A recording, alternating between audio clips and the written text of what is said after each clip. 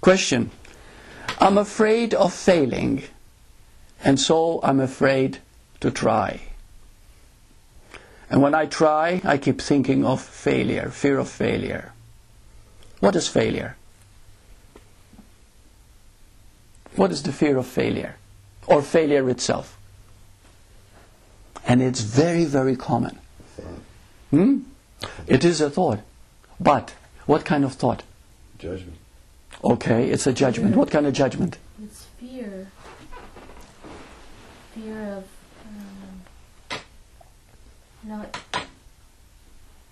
not being enough, not being. And what happens when you feel you're not being enough? You're not. You want to win, isn't it? You want to win, you want to succeed. And wanting to win and wanting to succeed brings fear of failure. Fear of not meeting your own expectations. Yes, fear of not meeting your own expectations. Therefore, those very expectations create the failure syndrome. So they're filled with duality. Filled with duality. You see? The need to win creates the need to lose. But because of the duality, you see? But we do not realize that duality, every effect has an opposite.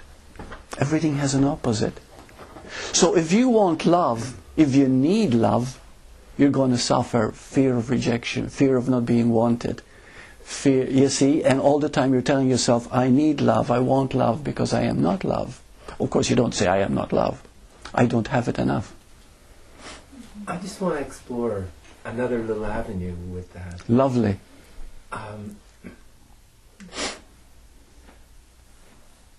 I'm wondering if the insecurity comes from a knowing somewhere that the ego is false, but still needing to feeling you need to rely on it. Therefore you're relying on something you're already in quicksand with. That's right. Because it has no foundation, right? But in some the ways, ego is on, yes, it's on sand. Perhaps there is a glimmer of awareness of it. You mean of that? Yes. Yeah. And that there's not enough awareness to actually see what is being aware, but sensing the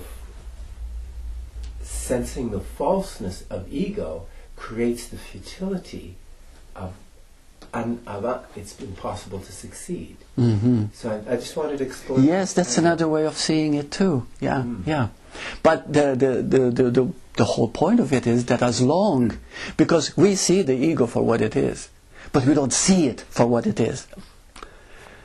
We see what the ego is doing, we can feel it, but it hasn't convinced us. We haven't just seen it, says, look, it's insane, but we don't go that far.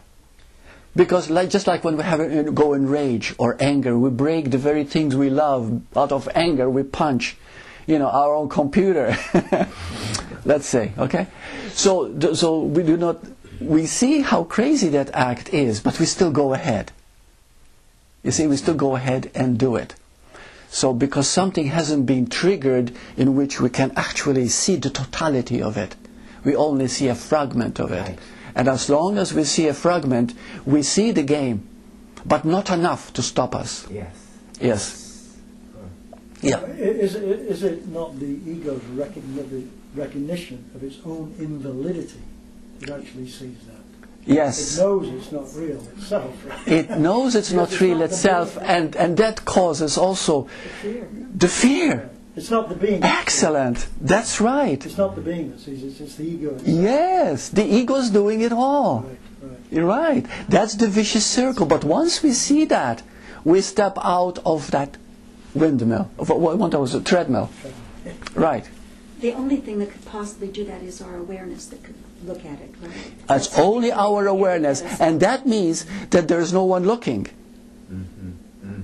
See, looking at awareness means there's no one looking, because if Burt is looking, then Burt brings with him the ideas. See, reason and logic go into it. You've lost it. But so the looking has to be so pure that there is no Burt. Yeah, I'm talking about, whatever. Yeah. So when you look, with pure awareness, that very pure awareness will annihilate and make the ego just see it for what it is. Well, it just wouldn't see it. Yeah. The pure awareness. Wouldn't Beautiful. so Beautiful. The recognition of it has to be. To see the ego for what it is, you see there's never been an ego. Right. That's right. Isn't that something? Yeah. Yeah. That's great. Burt, then most of us have never really experienced that, because I certainly have experienced the ego. By looking at it, it disappears. But I haven't taken it to that next step where you realize, oh, there's actually... And there's no one looking. And there's no one... Okay. Yeah. That's, you see, that's taking it all the way. The next... Yeah, because there's still two, you see. Yeah. I'm seeing that there's no ego, but there's me seeing that. You see? Wow. So then you take it deeper still, where there's just seeing. Oh, there's only God. I've never been here. I am just the expression of God. I am the personification of God. I am the play of God. You see?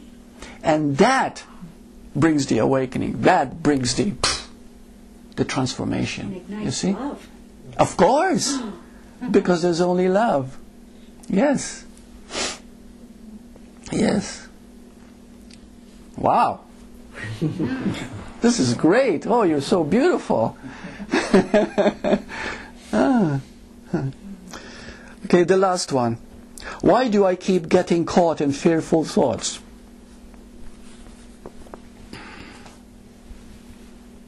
I'm going to leave it up to you now to tell me. Because there's the fear of getting caught in fearful thoughts. It seems like... That's one way of looking at it. It goes deeper than that, though. There's a need in it.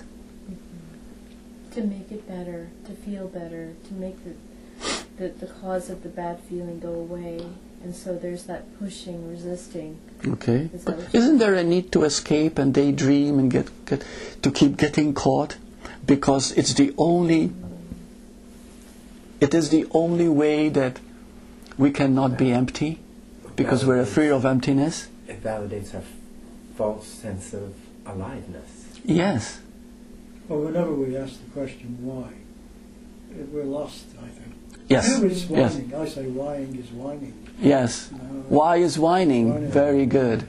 And Yes. We can certainly ask what, but Yeah. not why. Right. And the moment we ask what, we look at it. You see? Yeah. Yeah. Yeah, why is whining? Very good. Yeah.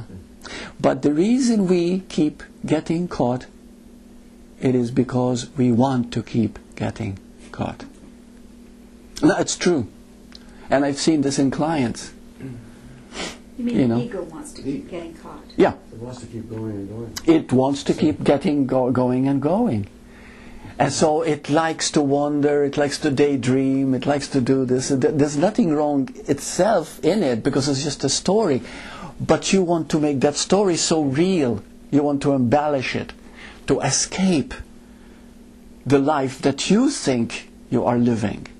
It wants to keep, it's like the hamster on the treadmill. It wants to keep seeing the same thing over and over again. Yes. It wants to stay with the same thinking. It wants to remain with the same It's thinking. comfortable there. Yeah, it's comfortable. It knows. Right. Right.